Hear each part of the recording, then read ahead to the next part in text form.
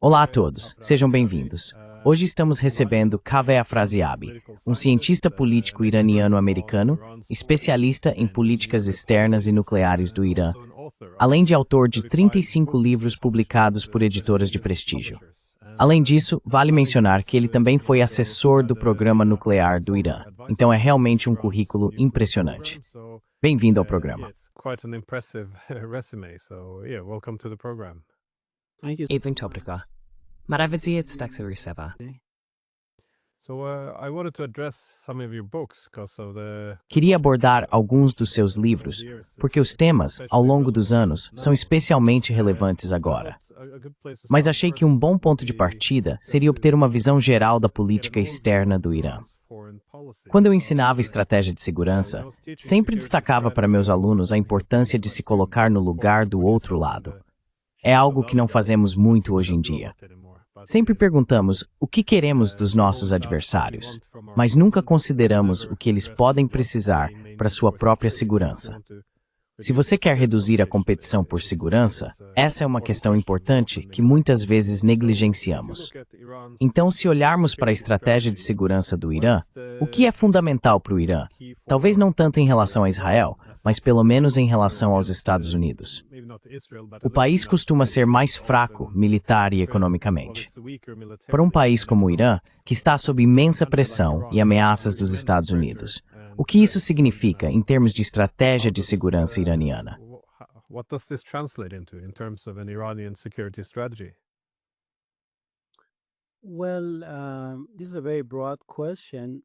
Bem, essa é uma pergunta muito ampla. Eu escrevi, não sei, 8 ou 9 livros sobre as políticas externas e nucleares do Irã, começando com Depois de Khomeini, Novos Rumos na Política Externa do Irã, que foi publicado exatamente há 30 anos. E nesse livro, aprofundei o que chamo de dupla orientação do Irã, baseando-me em parte nas ideias de Michel Foucault, que visitou o Irã e tudo mais. Aliás, escrevi uma peça sobre Foucault, em francês, que espero que seu público possa ler, porque nessa peça revisitei as principais controvérsias sobre o Irã e as questões centrais que envolvem o país.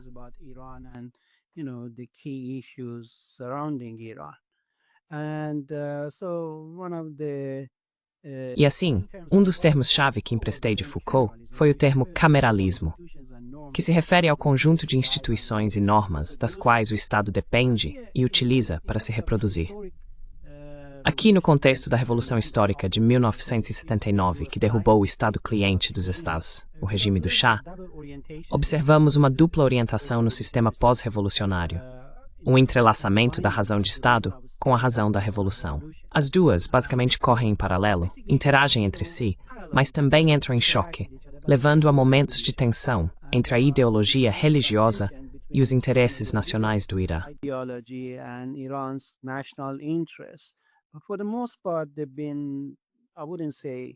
Mas na maior parte do tempo, eles têm sido, eu não diria completamente harmoniosos, mas alinhados entre si. Mas se você olhar, por exemplo, para o conflito entre Israel e Irã hoje, dois países que estão a mais de 1000 milhas de distância e não têm fronteiras contíguas, é claro que olhando sob o prisma do interesse nacional, você necessariamente precisaria fazer a seguinte pergunta: quais são os interesses nacionais do Irã em jogo nesse conflito? Eu sempre levantei essa questão com vários formuladores de políticas iranianos. Como Israel ameaça os interesses nacionais do Irã?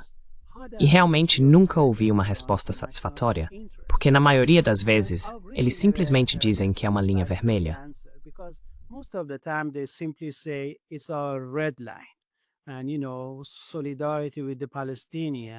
E, você sabe, solidariedade com os palestinos e assim por diante. Mas tudo isso se baseia na razão da revolução, não no interesse nacional e na doutrina ideológica religiosa do Estado. Como resultado, há um déficit básico de motivação em relação ao conflito ou hostilidade do Irã em relação a Israel, porque sob a ótica ou perspectiva do interesse nacional, simplesmente não vejo muita justificativa para isso. Mas, det stipurdens er devne vifteste for høfekspekt så er det lostig heisurøy.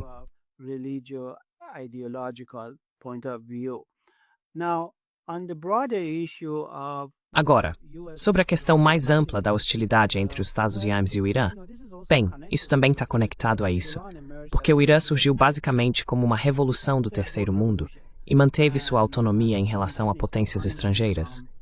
O país tentou ser um ator autônomo na região e, além dela, resistindo à hegemonia na região, e assim por diante. Nesse processo, é claro, acabou colidindo com os Estados Unidos e seu conjunto de interesses de segurança nacional na região mais ampla. Portanto, essa é a raiz fundamental do conflito entre Estados Unidos e Irã. De um lado, você tem uma superpotência ocidental intrusiva e intervencionista que foi privada de sua peça-prêmio, seu Estado cliente iraniano, devido à Revolução Histórica. Do outro, um Estado assertivo do terceiro mundo, com suas próprias aspirações, que remontam ao seu legado como império, e assim por diante.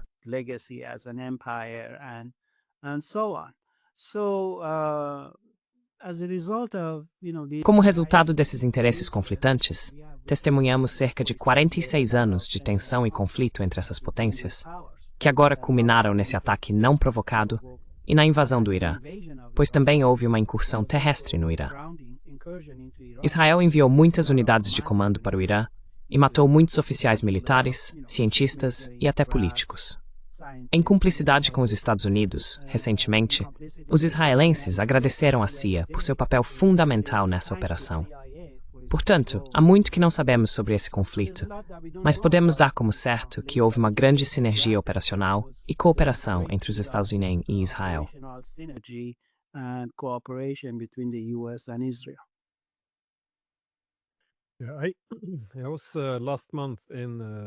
Estive em Teherã no mês passado e percebi que muitas das ideologias políticas são construídas em torno da ideia de resistência, de enfrentar as incursões de Israel ou violações contra os palestinos, libaneses, iemenitas e outros parceiros na região.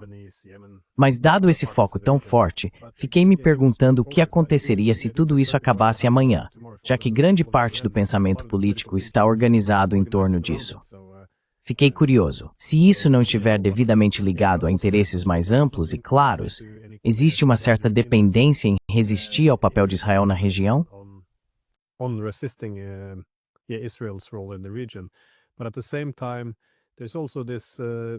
Mas, ao mesmo tempo, parece haver um pensamento predominante tanto nos Estados Unidos quanto em Israel de que se conseguirem promover uma mudança de regime no Irã, ou se não enfraquecê-lo, então até derrubar o governo, a alternativa seria uma solução naturalmente pró-americana e pró-Israel. Vimos isso agora também com a guerra, os ataques ao Irã, onde a suposição era de que, bombardeando um pouco, o governo ficaria abalado e então todo o povo sairia às ruas para derrubar o governo. Isso pareceu muito equivocado. Sim, com certeza. Eu não conseguia simplesmente... Bem, quando estive lá, não ouvi ninguém que achasse que, sabe, Israel e os Estados Unidos os bombardeando seria uma libertação do próprio governo deles. Isso simplesmente parecia muito estranho. Mas toda a guerra, no entanto, há um motivo para isso.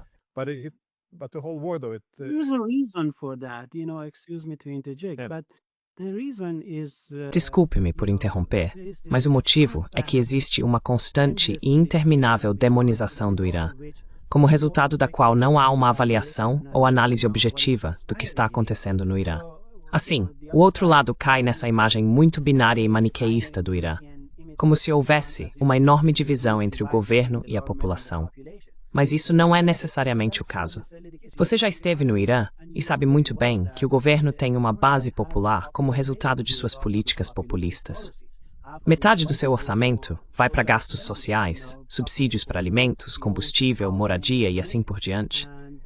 E existe todo um conjunto de instituições paraestatais, os Bonyads, que apoiam muitas pessoas, principalmente das classes mais baixas, que têm lealdade ao sistema. Have loyalty to the system, and these people came to the street, E essas pessoas foram às ruas, você sabe, depois dos bombardeios israelenses, e se uniram em torno da bandeira, assim como outros setores da população que ficaram ofendidos com a invasão do país, o que feriu seu senso de nacionalismo e patriotismo. O resultado líquido dessa visão distorcida do Irã sempre alimenta essa fantasia de mudança de regime no Irã, década após década, sem nenhum resultado além de um fiasco atrás do outro. Porque Israel obviamente não conseguiu isso. O presidente Trump recuou do slogan de mudança de regime. Não tenho certeza se Trump alguma vez esteve totalmente comprometido com esse conceito, como Netanyahu estava, mas felizmente ele não foi seduzido por Netanyahu a entrar em uma guerra em grande escala com o Irã e recuou do abismo após aquele erro inicial de atacar as instalações nucleares do Irã.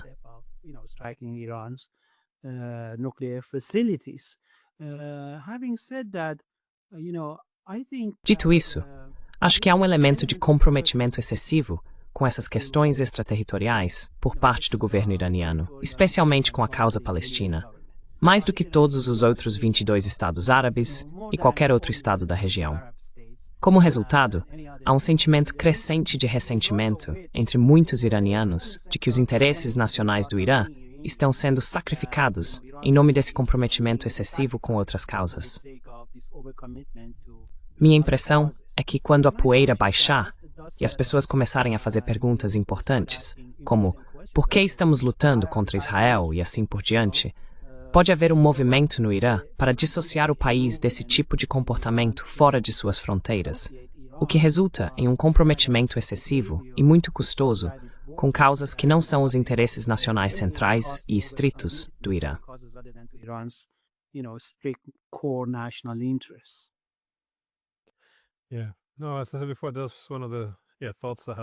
Como eu disse antes, esse também foi um dos pensamentos que tive lá. Novamente, não para sugerir que defender os palestinos não seja uma causa digna, mas como você mencionou, o excesso de comprometimento resulta na negligência de outros interesses nacionais estratégicos, especialmente quando está em confronto com uma superpotência como os Estados Unidos. É interessante que isso crie inimigos. Mas sobre esse tema, o que é interessante são as políticas que os Estados Unidos tinham em relação ao Irã, que eram principalmente para conter o Irã. Isso mudou mais para o confronto sobre Trump. E achei fascinante que isso é quase literalmente o título de um dos seus livros, que é Trump e Irã, da contenção ao confronto. Como você explica as grandes mudanças de política dos Estados Unidos em sua abordagem ao Irã, da administração Obama para a primeira administração Trump? Quais foram as principais mudanças para os Estados Unidos e por quê? What was the main changes for the United States and why?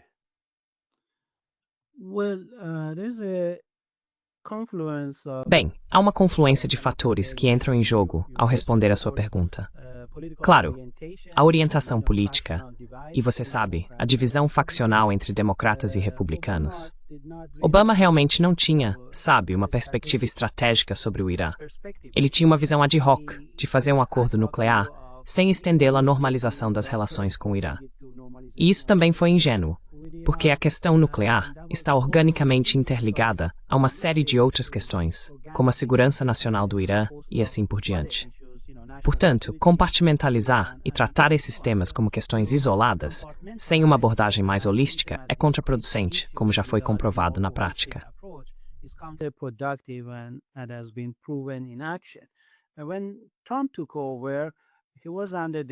E quando Trump assumiu, ele estava sob a influência de muitos falcões neoconservadores que vinham clamando por um confronto com o Irã. E Trump, devido à natureza de seus doadores judeus e assim por diante, era dependente deles. E, portanto, isso explica em certa medida a mudança e a descontinuidade em direção a uma abordagem mais confrontadora, que desde o início já continha as sementes de mudança de regime e confronto militar embutidas na campanha de máxima pressão. Mas é claro, isso foi contido por uma série de razões e acabou vindo à tona há apenas alguns dias.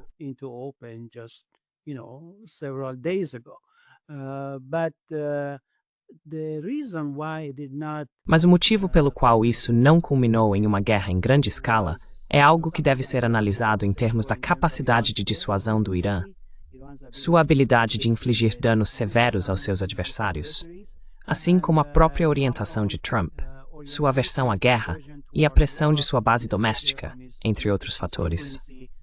Devemos também acrescentar a isso sua prioridade em relação à China, questões no Pacífico Sul, por exemplo, que poderiam ter sido negligenciadas caso os Estados Unidos se envolvessem em um atoleiro militar com o Irã.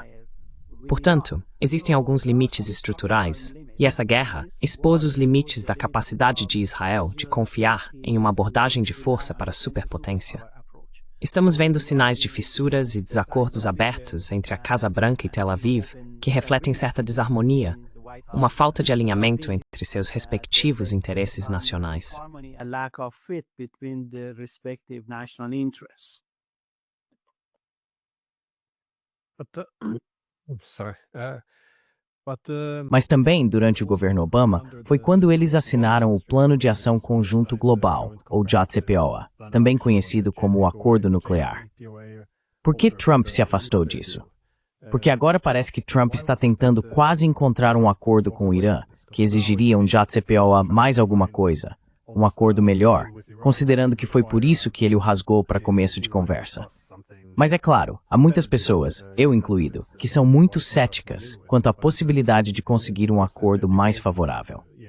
Mas por quê? Dado que a questão nuclear está muito em evidência, pelo menos nas razões oficiais pelas quais os Estados Unidos têm um problema com o Irã.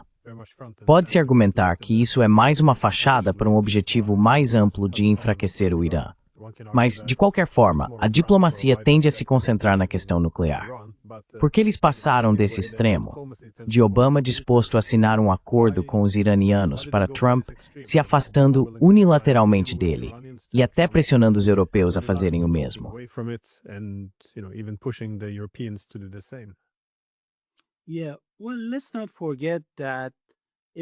Sim, bem, não podemos esquecer que mesmo após assinar o JCPOA, o governo Obama impôs novas sanções ao Irã por questões de terrorismo, direitos humanos e assim por diante. Então não foi tudo um mar de rosas entre o governo Obama e o Irã. Trump fez de sua oposição ao JCPOA uma questão central de campanha e, como resultado, conseguiu galvanizar o voto judaico. Houve, como você deve se lembrar, uma oposição muito forte a isso por parte do primeiro-ministro Netanyahu. Não havia consenso em seu governo sobre essa questão. Devo acrescentar, seu ex-assessor de segurança nacional, na verdade, era a favor do JCPOA.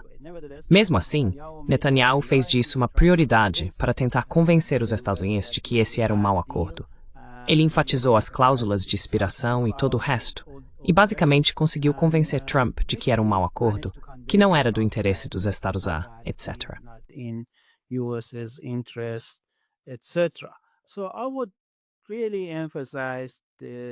Portanto, eu realmente enfatizaria a importância da ligação entre Trump e seus doadores judeus, o lobby de Israel e assim por diante nesse contexto. E você sabe, Trump também teve John Bolton como conselheiro de segurança nacional, que era muito belicista, contrário ao acordo e defensor da mudança de regime.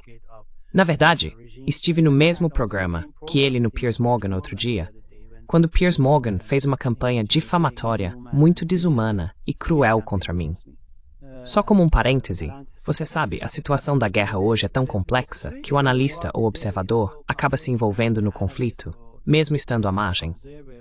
Assim, as linhas de batalha são traçadas não apenas na região, mas também além dela, nos programas de debate e nas páginas de opinião dos jornais, etc. E você sabe, há muita tensão, que eu pessoalmente sinto, como resultado de me posicionar contra essa guerra ilegal e tentar defender os interesses nacionais do Irã da melhor forma possível.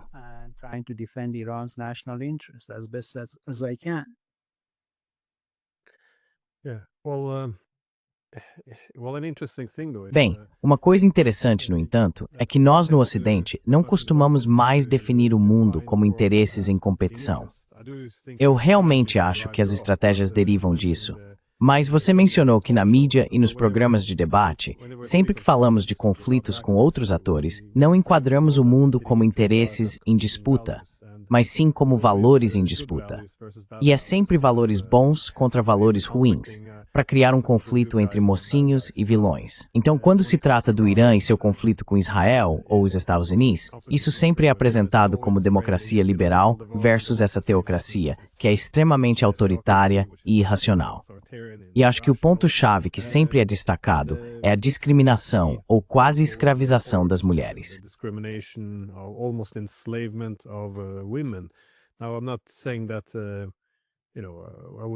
Agora, não estou dizendo que não seria a favor de algumas reformas para as mulheres, Mas quando estive em Teherã, quase fui programado para esperar uma situação semelhante à do Talibã, com mulheres sendo escravizadas. Mas, quando você sai à noite para os mercados em Teherã, vê mulheres de jeans e camiseta sem o véu. A maioria realmente usa o véu, mas a ideia, a imagem que nos foi apresentada sobre o Irã em comparação com a realidade, foi muito exagerada em relação ao grau em que as autoridades religiosas impõem restrições ao público. Pelo que entendi, isso foi suavizado um pouco nos últimos anos. Mas de qualquer forma, meu ponto era que é por isso que é difícil fazer as pazes com qualquer adversário, seja China, Rússia ou Irã. Não é que não possamos harmonizar interesses e fazer concessões.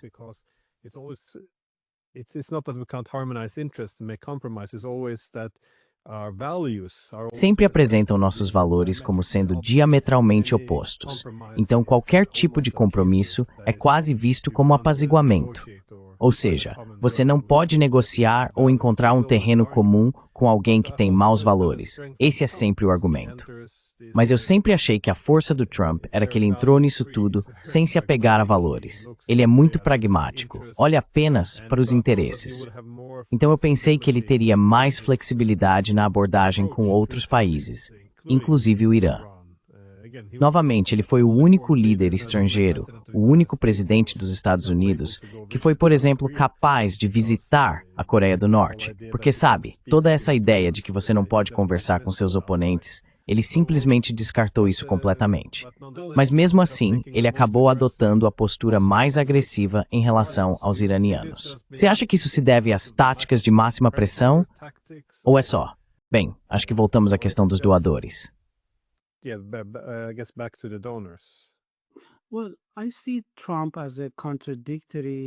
Bem, eu vejo o Trump como um fenômeno contraditório, sabe? Com sua abordagem transacional à política e à diplomacia, que resulta em comportamentos inconsistentes.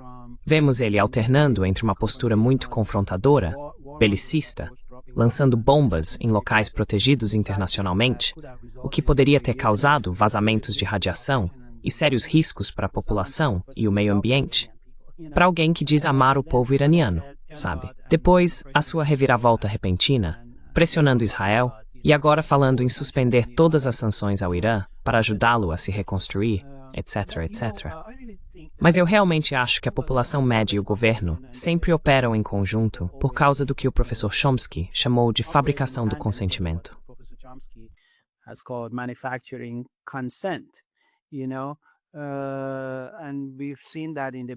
E vimos isso no comportamento da grande mídia, não apenas nos Estados Unidos, mas também na Europa Ocidental, como atuaram em conjunto para justificar o ataque de Israel ao Irã em nome da autodefesa, o que foi algo realmente terrível de se fazer, porque neste ano foi o agressor que violou a Carta da ONU e todos esses protocolos internacionais em relação à inviolabilidade de instalações nucleares e assim por diante.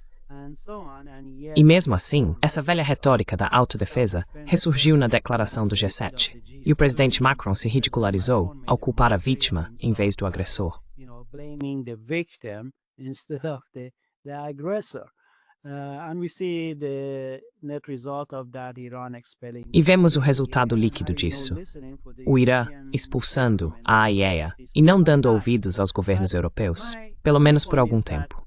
Mas meu outro ponto é que, claro, precisamos operar em um nível conceitual mais elevado como intelectuais e acadêmicos. Precisamos refinar nossas ferramentas conceituais com a metodologia adequada para alcançar uma compreensão mais profunda do que está acontecendo diante de nossos olhos. E nesse sentido, na minha opinião, precisamos adotar diferentes lentes, a geopolítica, a geoeconômica, assim como você sabe o estrito interesse nacional, ou ideologia, valores e doutrinas.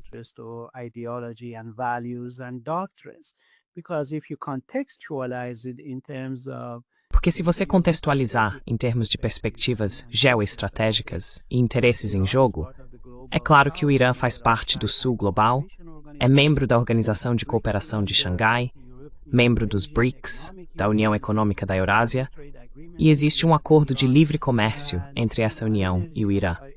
E você sabe, é um centro de transporte para a China, que lançou sua ferrovia da China para o Irã muito antes dessa guerra começar. E uma das primeiras coisas que Israel bombardeou foi essa ferrovia, justamente para torpedear o que está acontecendo em relação às ambições da China na região. what is happening in terms of, China's ambitions in the region. So you cannot disconnect these dimensions. Portanto, não se pode desconectar essas dimensões do conflito, que também são muito pertinentes, na minha opinião, aos próprios cálculos geopolíticos do Irã sobre entrar ou não na guerra. Porque vamos supor que eles tivessem sido bem-sucedidos e conseguissem criar um vácuo de poder, semelhante ao da Líbia na fronteira sul da Rússia, justamente quando a Rússia está lutando na Ucrânia e depende do Irã como parceiro estratégico. Isso teria sido um grande revés geopolítico para a Rússia. Por isso, acredito que a Rússia, lenta, mas seguramente, passou a se inclinar para o lado de ajudar o Irã e implementar os termos do Acordo de Parceria Estratégica, que foi assinado em janeiro passado. Partnership agreement which was signed just back in January. And on the day when the foreign minister Araghchi visited E no dia em que o ministro das Relações Exteriores do Irã visitou Moscou e se encontrou com o presidente Putin, vimos seu vice, Mikhail Bogdanov, fazer aquela declaração muito alarmante sobre outros países fornecerem ogivas nucleares ao Irã. E algumas horas depois disso, não por coincidência, o presidente Trump buscou um acordo de paz. Portanto, a premissa de Israel e dos Estados-membros era que, por meio de táticas e manobras excepcionais, eles conseguiriam deixar Rússia e China, parceiros estratégicos do Irã nesse conflito, de fora, e veriam o Irã ser pulverizado enquanto permaneciam como espectadores neutros. Isso era apenas uma fantasia. A China imediatamente estabeleceu um corredor aéreo com Teherã. China immediately established an air corridor with Tehran. We don't know the full details, but several big Não sabemos todos os detalhes, mas vários aviões carregados de armas foram enviados para Teherã. E o presidente Putin passou a adotar um tom cada vez mais belicoso e alarmado em relação a isso. Porque, após ter perdido a Síria há alguns meses, era intolerável do ponto de vista dos interesses de segurança nacional da Rússia ver o Irã ser derrubado e substituído por um Estado cliente pró-ETHOA. Portanto, na minha opinião, isso foi um exercício de futilidade desde o início, porque essa premissa, essa suposição de que poderiam manobrar China e Rússia para atuarem como observadores neutros, em vez de partes interessadas nesse conflito, era duvidosa desde o começo e não tinha chance de sucesso. Was suspect from the beginning, had no chance of winning.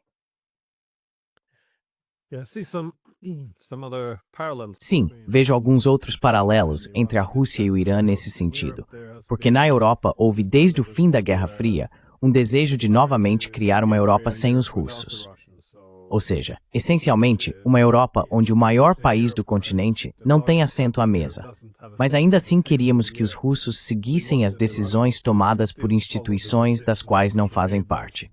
Em outras palavras, uma Europa centrada na OTAN e na UE, a qual a Rússia deveria se submeter, mesmo não tendo voz. Even though, again, has no voice. But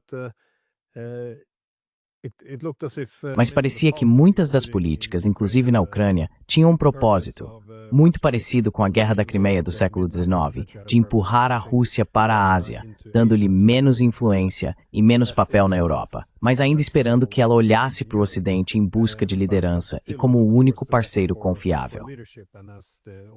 Você mencionou os BRICS e a SCO. O interessante aí é que isso forma um novo tipo de sistema internacional de cooperação, não organizado em torno do sistema tradicional centrado no Ocidente dos séculos passados. Então, a partir de 2014, e especialmente desde 2020, a incapacidade de derrubar a Rússia. A ideia era que isso deixaria os chineses muito mais enfraquecidos sem seu aliado. Mas em vez disso, só fortaleceu e consolidou essa parceria. But instead, it only strengthened and cemented this partnership. I was wondering if you see the same then happening. Eu estava me perguntando se você vê o mesmo acontecendo com o Irã, porque pelo menos das pessoas com quem converso em Moscou, elas também estão presas à suposição de que um dos objetivos dos Estados Unidos, pelo menos, é que se conseguirem neutralizar o Irã, criar caos suficiente, isso desestabilizaria todo o formato de integração eurasiana, ou seja, a parceria com China e Rússia, e assim interromperia esse nó central nessa grande parceria eurasiana. Mas em vez disso, agora vemos, como você disse, russos e chineses se aproximando ainda mais do Irã para impedir que os Estados Unidos sabotem isso. Você vê ou espera que a posição do Irã dentro dos BRICS e da SCO e toda essa parceria com Moscou e Pequim saia fortalecida como resultado desta guerra?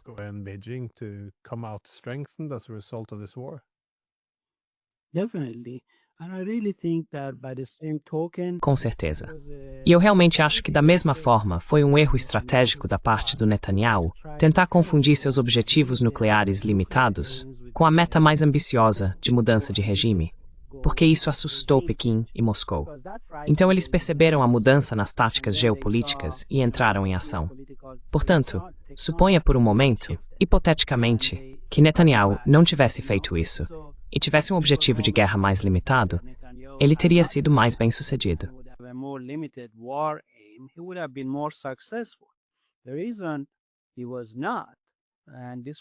O motivo pelo qual ele não conseguiu, e isso foi basicamente um fracasso para ele, apesar de todo o dano que infligiu ao Irã, é que ele realmente não alcançou nenhum de seus objetivos. Não apenas porque o Irã resistiu heroicamente e Netanyahu subestimou a capacidade de contra-ataque do Irã e foi surpreendido. A pista para isso está no Times of Israel de ontem, que informou que cerca de 40 mil casas e empresas foram danificadas como resultado desta guerra, um número muito maior do que havia sido relatado anteriormente. Assim, o Irã conseguiu causar muitos danos a Israel, o que por sua vez foi fundamental, com Netanyahu basicamente implorando a Trump para buscar a paz, um cessar-fogo. Irã e Israel basicamente estabeleceram algum tipo de equilíbrio de forças, com os mísseis causando o tipo de dano que os caças israelenses estavam infligindo ao Irã.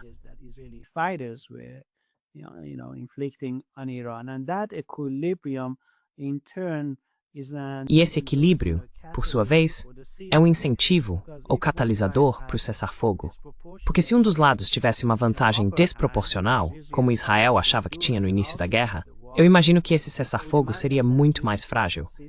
Mas ele se mantém como resultado do papel único de estabilidade hegemônica do presidente Trump. E eu prevejo que isso vai perdurar. Não sei se isso vai culminar em uma paz duradoura. Provavelmente haverá mais guerras por procuração entre Irã e Israel, talvez conflitos de baixa intensidade. Mas não vejo os dois lados voltando a uma guerra em grande escala, porque ambos estão basicamente exaustos. Então, na minha opinião, não há um vencedor ou vitorioso líquido nesse conflito.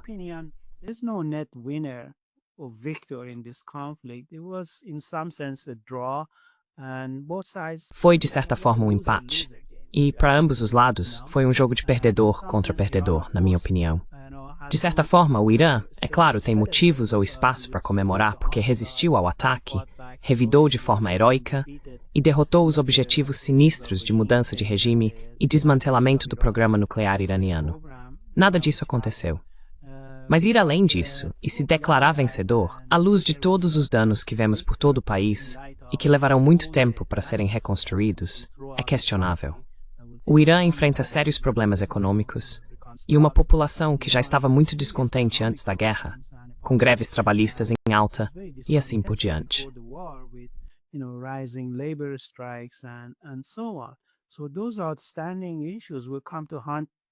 Portanto, essas questões pendentes voltarão a assombrar o governo mais cedo ou mais tarde.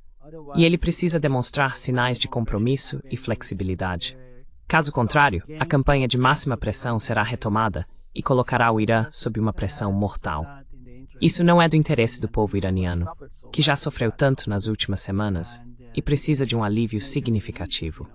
Os linha dura no poder, que se sentem fortalecidos por esta guerra, e como se sabe, houve uma transferência de poder de Khamenei para a Guarda Revolucionária durante o conflito. Também enfrentam um dilema, pois esta guerra e o ambiente de emergência que ela criou são contraproducentes para os interesses reformistas.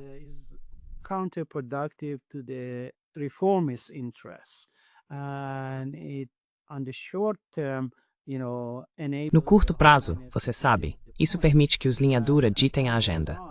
Mas com o tempo, os velhos problemas voltarão à tona. Essa euforia atual do nacionalismo vai diminuir e as questões difíceis de sobrevivência econômica e progresso voltarão a ter prioridade. O governo iraniano, liderado pelo presidente Pezeshkian, está um pouco em desacordo com esses linha dura. Essa divisão faccional entre os dois provavelmente continuará, e veremos como eles conseguirão interagir entre si e chegar a alguns compromissos necessários.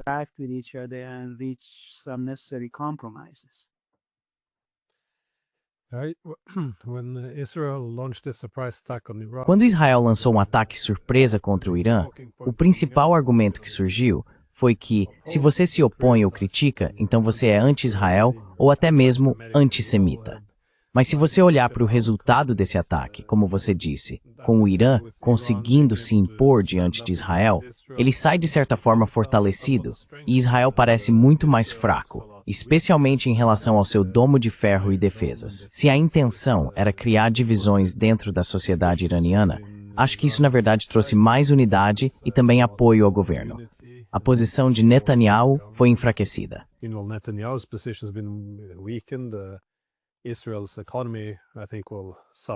A economia de Israel, na minha opinião, vai sofrer não apenas pelos danos à sua infraestrutura e refinarias de petróleo, mas também pelo êxodo de muitos jovens talentosos que deixaram o país.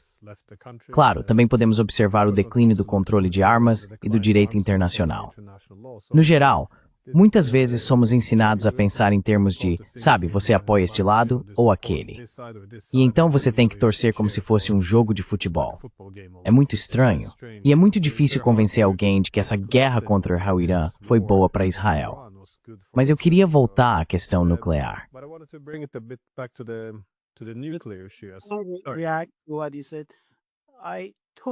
Como você reagiria ao que disse? Concordo totalmente com o que você falou. Acho que o governo israelense está em sérios apuros.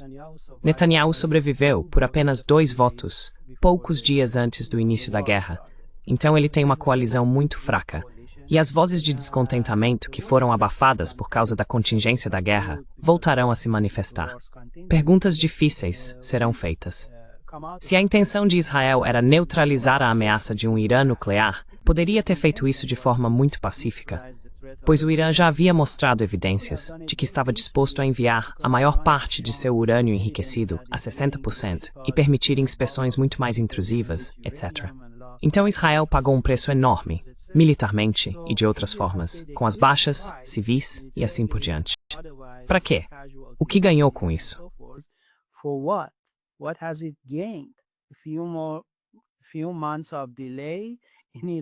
Alguns meses de atraso no programa do Irã, e um Irã tão irritado que agora está se tornando mais secreto, expulsando a IAEA, provavelmente deixará de lado sua hesitação em relação à aquisição de uma bomba nuclear. Portanto, erros enormes e graves por parte de Netanyahu, que achou que poderia trazer Trump para uma invasão em grande escala e mudança de regime, e assim por diante.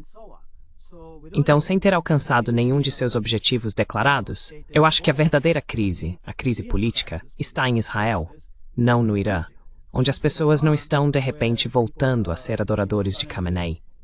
Em vez disso, há um fortalecimento do culto à personalidade como resultado da resistência rígida de Khamenei contra os inimigos invasores.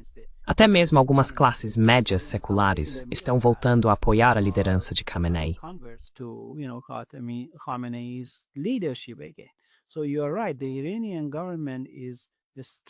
Então você está certo. O governo iraniano está fortalecido. Mas, novamente, a questão é por quanto tempo. Porque, veja, a extensão dos danos ainda não foi totalmente avaliada. E me parece, com base em vários milhares de alvos que Israel atingiu, não apenas militares, mas também infraestrutura, redes elétricas civis, depósitos de gás e petróleo e assim por diante, que a economia iraniana está em sérios apuros. E se os linha dura conseguirem o que querem e antagonizarem Trump, e ele não aliviar as sanções e tudo mais, é difícil ver como o governo iraniano conseguirá lidar com o que parece ser uma destruição muito ampla e, junto com isso, uma crise econômica.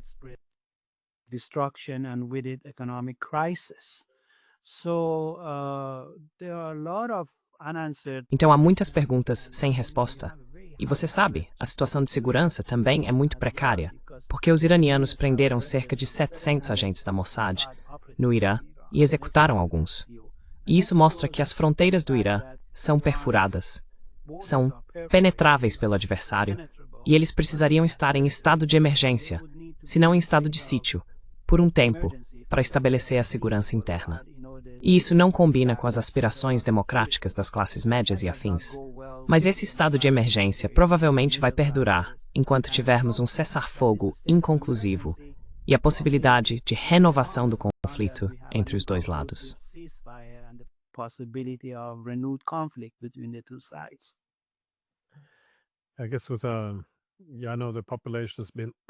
Eu sei que a população tem envelhecido um pouco, mas ainda assim, com uma população relativamente jovem e alto desemprego, imagino que problemas econômicos crescentes podem ser bastante disruptivos.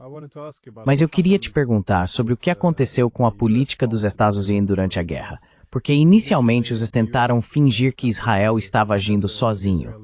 E então o Trump entrou em cena e quase se gabou de ter dado sinal verde para tudo aquilo. Depois, ele escalou a situação, interveio e, claro, atacou diretamente o Irã. Ele disse que não haveria cessar-fogo, que apenas a rendição incondicional de Teherã seria o caminho para acabar com o conflito. E então, rapidamente, tudo terminou.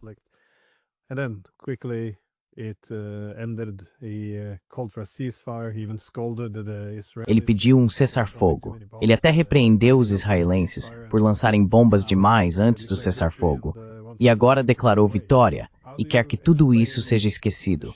Como você explica essa mudança em Washington? Porque, considerando que essa guerra durou apenas, 12 dias, ela teve muitas reviravoltas quase diariamente. Isso foi simplesmente baseado na suposição errada de que o Irã poderia ser derrotado mais facilmente, e ele mudou de ideia. Ou como você explica essa mudança? Sim, é uma guerra muito estranha para quem está assistindo. Como explicar a posição dos Estados Unidos?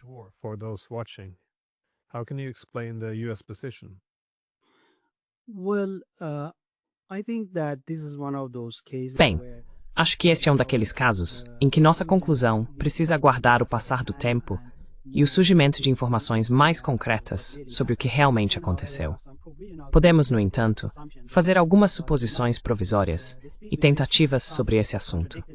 A rapidez com que Trump se contradisse e mudou de posição de forma tão abrupta foi realmente impressionante e surpreendente.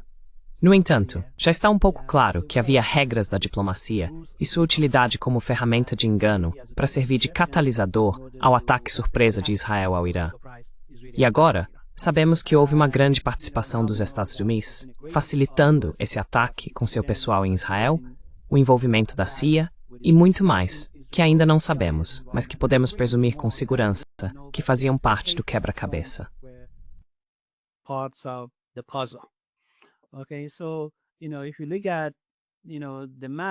Se você olhar para o mapa e todas as peças do quebra-cabeça, muitas estão faltando.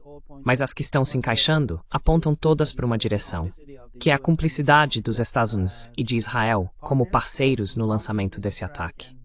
E depois o envolvimento gradual dos Estados Unidos, que foi contido e revertido por um motivo ou outro, um deles sendo erros de cálculo militares e estratégicos sobre a capacidade do Irã, as ameaças à economia global e assim por diante, causadas pela capacidade do Irã de bloquear o Estreito de Hormuz e atingir os depósitos de petróleo dos aliados dos Estados Unidos na região, além de todos esses outros elementos de dissuasão que o Irã utilizou quando os Estados Unidos entraram em cena.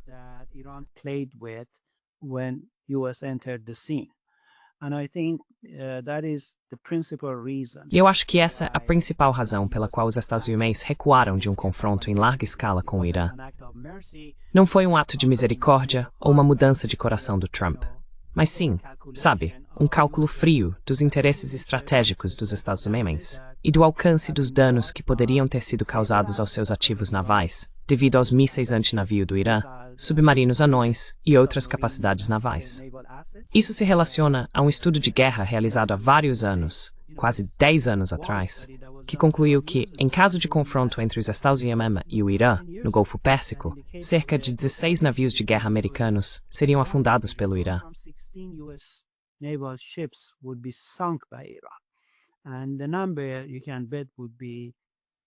E o número, pode apostar, seria muito maior hoje como resultado da capacidade naval do Irã. Então acredito que esse elemento de dissuasão, junto com algumas ambiguidades por parte dos Estados Unidos em relação ao motivo de estarmos nos envolvendo nisso e qual é nosso objetivo final, não correspondeu totalmente às ambições regionais de Netanyahu. Por isso, acho que essa falta de sintonia e harmonia entre os árabes e Israel também foi um grande fator contribuinte. Vemos isso nas ações subsequentes de Trump, repreendendo Israel, ordenando que interrompesse seus ataques ao Irã e fazendo gestos amigáveis em direção ao Irã. And making friendly gestures toward Iran, because it seems to me that Trump, is a Porque me parece que Trump, sabe, é um estudante do poder. E essa guerra foi um processo de aprendizado para ele. Ele começou elogiando Israel e acabou elogiando o Irã. Sabe, isso é uma reviravolta muito repentina. E veja, outro dia mesmo ele estava falando sobre o quão devastadores foram os ataques de mísseis do Irã contra Israel, sobre a devastação que eles causaram. E isso contrastava fortemente com sua avaliação anterior de que Israel estava indo muito bem, que o Irã deveria jogar a toalha e se render, ou então ser destruído, e nada restaria. Então tudo isso foi deixado de lado, poucos dias após o início da guerra, quando o Irã começou a revidar, penetrando a cúpula de ferro e causando sérios estragos nas cidades israelenses. serious havoc on the Israeli cities, And then I think reality. E então acho que a realidade caiu sobre Trump. Tipo, ei, isso não era o que ele esperava. E ele passou a ter uma apreciação renovada ou nova pelo poder iraniano, que acho que ele não tinha 2 semanas atrás. Então essa é uma das mudanças dramáticas desta guerra, que Trump e também outros líderes ocidentais que estavam no mesmo barco que Israel e achavam que haveria outra guerra como a de 67, com uma vitória rápida para Israel, estabelecendo sua superioridade militar, dominando o espaço aéreo iraniano, etc. Bem, no final, tudo isso fracassou. E acabamos, como eu disse, basicamente com um empate e a destruição do mito da invencibilidade militar de Israel. E esse é um dos resultados líquidos desta guerra, que vai assombrar Israel por muitos anos. And that's one of the net results of this war, which will haunt Israel for years to come. This looks like a good outcome for. Isso parece ser um bom resultado para o Irã, considerando que grande parte de sua estratégia de segurança parece estar baseada na dissuasão. Ou seja, dissuadir ataques, mas também no caso de um ataque, ser capaz de reagir com força suficiente. Mas essa também é a estratégia de sua política nuclear, ou seja, o autoenriquecimento. Porque normalmente o argumento contra o Irã é porque ele precisa de níveis tão altos de enriquecimento de urânio se não está planejando construir uma bomba. Mas o contra-argumento que eu frequentemente ouvi, inclusive em Teherã, aliás, era que, bem, eles precisam do autoenriquecimento porque ser um estado limiar é uma forma de dissuasão em si. Ou seja, nós não temos uma arma nuclear, então não há nada a temer. Mas se vocês nos ameaçarem, temos essa possibilidade. Então, novamente, permanecendo dentro dos limites legais do Tratado de Não Proliferação. Mas ainda assim, um aviso contra países que buscam enfraquecê-lo ou destruí-lo. Ou você vê a estratégia nuclear do Irã de forma diferente?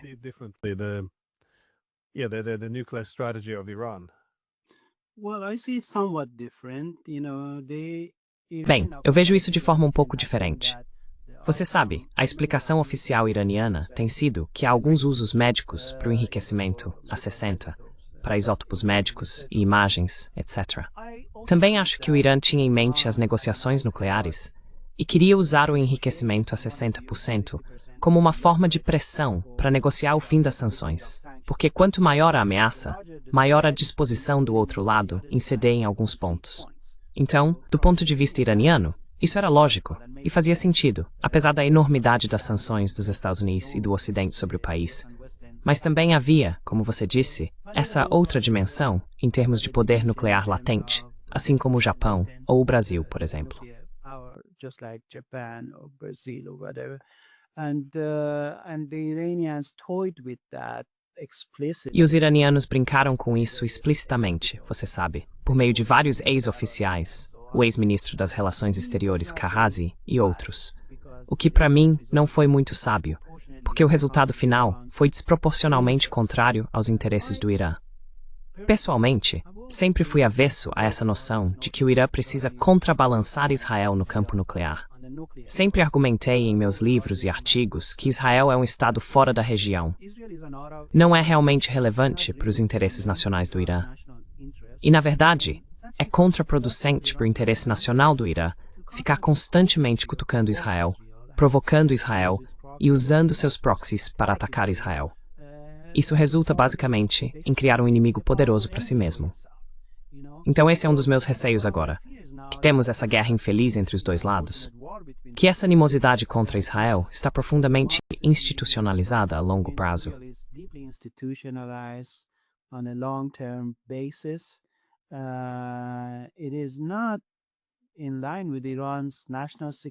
Isso não está alinhado com os interesses de segurança nacional do Irã.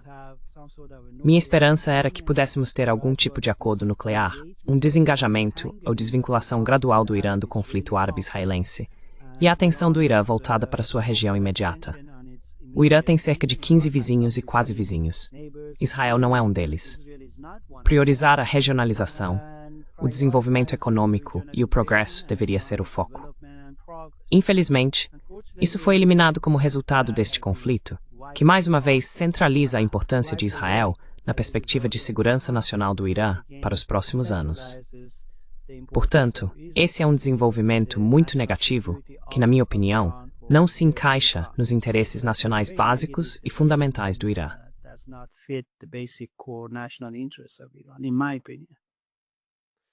Well, I guess that takes me to my last question now. I know, Bem, acho que isso me leva à minha última pergunta.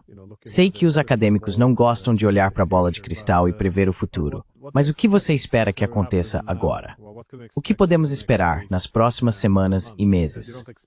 Você disse que não espera uma guerra em grande escala. Por outro lado, isso foi de certa forma difícil e humilhante para Israel. E essa também foi a única oportunidade de eliminar o Irã. Então, o conflito vai continuar a ferver de forma mais encoberta ou vai ser mais por meio de proxies? Porque a questão de Gaza não está resolvida. O Iêmen não está resolvido. Líbano, Síria, há muitas áreas possíveis de conflito. Então, o que você acha que vai acontecer nas próximas semanas ou meses?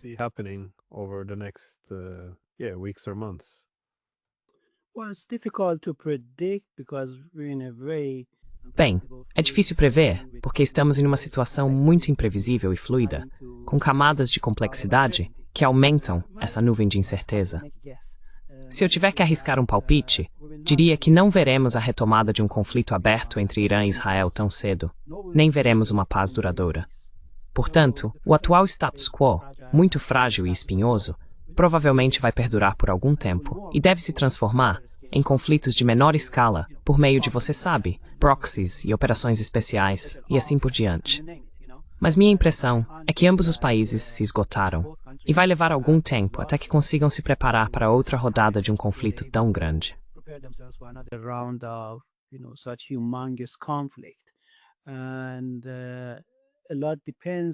Muito depende do papel catalisador de outras potências, principalmente os Estados Unidos, em promover uma paz duradoura e atuar como mediadores. Mas seria realmente necessário adotar uma abordagem equilibrada em relação aos dois países, em vez de tomar partido de um lado e tentar intimidar o outro à submissão. Se o presidente Trump for sensato, ele manterá esse equilíbrio para evitar a retomada do conflito, incentivar a desescalada e promover algumas medidas de construção de confiança que favoreçam um ambiente regional mais estável e tranquilo.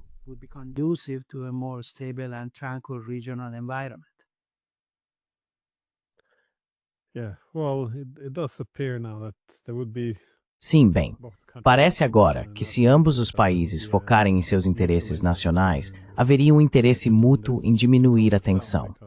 Na verdade, já ouvi o mesmo argumento de um ex-diretor do Mossad, o nome dele me escapa, que disse depois que os chineses começaram a pressionar por paz ou por relações melhores entre os sauditas e o Irã, que se os árabes não vão mais ser anti-Irã, por que nós deveríamos ser? Quais são as nossas verdadeiras diferenças com o Irã que não podem ser superadas?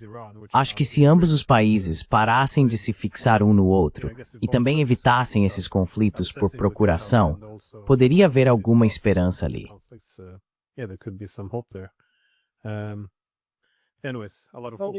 Agora não, por causa de todas as mortes e tudo mais, sabe? Então é um ambiente muito carregado emocionalmente, que obscurece a visão objetiva do interesse nacional e assim por diante. National interest and so on. I agree. Concordo. Bem, muito obrigado por me deixar conversar com você por 1 hora. Espero que você possa voltar ao programa em breve. Obrigado. Obrigado por me receber. Thank you for having me.